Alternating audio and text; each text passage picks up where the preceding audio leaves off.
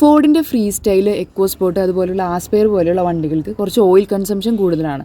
ഇതിപ്പോൾ ആസ്പെയറിൻ്റെ വണ്ടിയാണ്. ഏകദേശം 5000 കിലോമീറ്റർ നമ്മൾ 1 ലിറ്റർ ഓയിൽ ഇതിന് വേണ്ടി നമ്മൾ ചിലവാക്കുന്നുണ്ട്. അതായത് എക്സ്ട്രാ നമ്മൾ ടോപ്പ് അപ്പ് ചെയ്യുന്നുണ്ട്.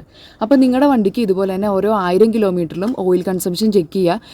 1000 കിലോമീറ്ററിലൊക്കെ 1 ലിറ്റർ ഓയിൽ വരിക എന്ന് പറഞ്ഞാൽ കൂടുതലാണ്. അപ്പോൾ അങ്ങനെയുള്ള കേസുകൾ നിങ്ങൾ സർവീസ് സെൻറ്ററിൽ നോക്കി വണ്ടി കംപ്ലയിൻ്റ് ഒന്നും ഇല്ലല്ലോ എന്ന് ചെക്ക് ചെയ്ത് ഉറപ്പ് വരുത്തണം. കംപ്ലയിൻറ്റുകൾ ഒന്നും തന്നെ ഇല്ലാന്നുണ്ടെങ്കിൽ ഏകദേശം 3000-5000 കിലോമീറ്ററിലൊക്കെ നമ്മുടെ ഓയിൽ കൺസംഷൻ അനുസരിച്ച് നമ്മൾ ഓയിൽ റീഫിൽ ചെയ്ത് അത് ടോപ്പ് അപ്പ് ചെയ്ത് കൊടുത്താൽ മതി. അത് ഈ വണ്ടിയുടെയൊക്കെ ഒരു കോമൺ ആയിട്ടുള്ളൊരു കാര്യമാണ്.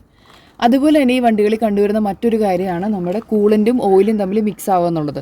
അപ്പോൾ അതിന് നിങ്ങൾ എല്ലാ ആഴ്ചയും കൂളൻറ്റ് ചെക്ക് ചെയ്തുകൊണ്ടിരിക്കാൻ പ്രത്യേകം ശ്രദ്ധിക്കണം. ഏകദേശം 50000 കിലോമീറ്റർ ഒക്കെ കഴിഞ്ഞ വണ്ടികൾക്കാണ് ഈ ഒരു പ്രശ്നം കണ്ടുവന്നിട്ടുള്ളത്. അപ്പോൾ ഓയിലും കൂളൻറ്റും മിക്സ് ആവുകയാണെന്നുണ്ടെങ്കിൽ നമ്മൾ നേരത്തെ തന്നെ ആ ടൈമിൽ തന്നെ കണ്ടുപിടിക്കുകയാണെന്നുണ്ടെങ്കിൽ നമുക്ക് അപ്പം തന്നെ അത് ഫിക്സ് ചെയ്യാം.